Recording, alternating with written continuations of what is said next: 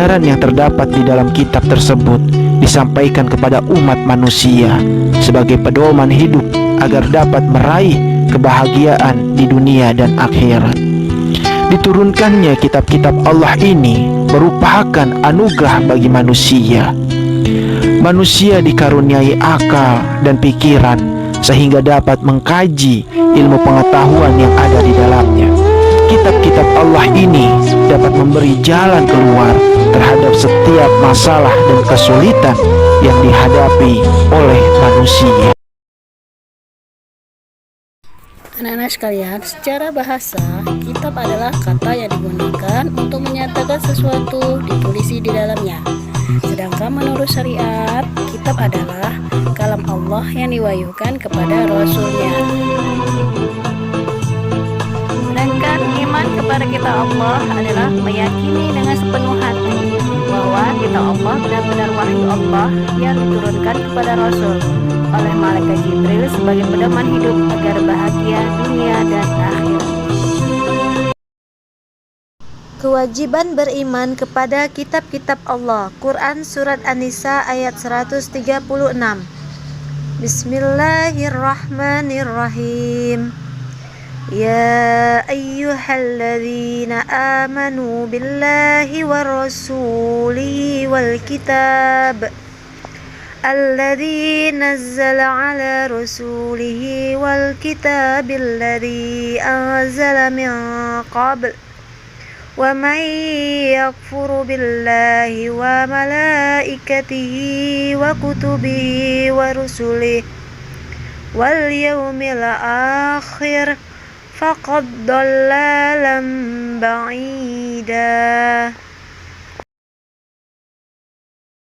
Yang artinya, wahai orang-orang yang beriman, tetaplah beriman kepada Allah dan Rasul-Nya Muhammad dan kepada kitab Al-Quran yang diturunkan kepada Rasul-Nya serta kitab yang diturunkan sebelumnya. Barang siapa ingkar kepada Allah, malaikat-malaikatnya, kitab-kitabnya, Rasul-Rasulnya dan hari kemudian, maka sungguh orang itu telah sesat sangat jauh. Anak-anak sekalian, ada 4 kitab Allah yang diturunkan kepada Nabi atau Rasul. Yang pertama, kitab Taurat diturunkan kepada Nabi Musa alaihissalam. Yang kedua, kitab Zabur yang diturunkan kepada Nabi Daud alaihissalam. Dan yang ketiga, kitab Injil yang diturunkan kepada Nabi Isa alaihissalam. Dan yang terakhir, kitab Al-Quran yang diturunkan kepada Nabi Muhammad SAW. Dalam kitab Taurat, Quran surah Al-Isra ayat 2 yang artinya, dan kami berikan kepada Musa kitab Taurat dan kami jadikannya petunjuk bagi Bani Israel dengan firman, janganlah kamu mengambil pelindung selain aku. Dalil kitab Zabur. Quran Surat An-Nisa ayat 163. Bismillahirrahmanirrahim. Inna awhayna ilaika kama awhayna ila Nuh wan nabiyyina min ba'dih wa awhayna ila Ibrahim. Artinya, sesungguhnya kami telah mewahyukan kepadamu Nabi Muhammad sebagaimana kami telah mewahyukan kepada Nuh dan nabi-nabi setelahnya, dan kami telah mewahyukan pula kepada Ibrahim, Ismail, Ishak, Yakub dan anak cucunya, Isa, Ayub, Harun, Sulaiman, dan kami telah memberikan kitab Zabur kepada Daud. Quran surah An-Nisa ayat 163. Dalil kitab Injil. Quran Surat Al-Hadid ayat 27. Bismillahirrahmanirrahim. Thumma qaffayna ala asarihim birusulina wa qaffayna bi'isa bani Maryam wa atainahul injil wa ja'alna fi qulubil ladzina ittaba'uhu ra'fatan wa rahmah. Kemudian susulkan rasul-rasul kami mengikuti jejak mereka, dan kami usulkan pula Isa putra Maryam, dan kami berikan Injil kepadanya, dan kami jadikan rasa santun dan kasih sayang dalam hati orang-orang yang mengikutinya. tahap untuk memahami Al-Quran. Yang pertama, mengetahui tata krama membaca Al-Quran. Dan yang kedua, mengetahui dan memahami filosofi Islam sebagai agama yang mendapat ridha Allah Subhanahu wa Ta'ala. Tahap ketiga, mempergunakan akal ketika mempelajari dan memahami Al-Quran. Tahap keempat, mengetahui bahwa Al-Quran tidak diturunkan untuk menyusahkan manusia dan harus mendahulukan surah atau ayat yang lebih mudah dan tegas, maksudnya untuk segera dilaksanakan. Hikmah iman kepada kitab Allah. Yang pertama, menjadikan kehidupan manusia aman, tentram, dan sejahtera, selamat dunia akhirat.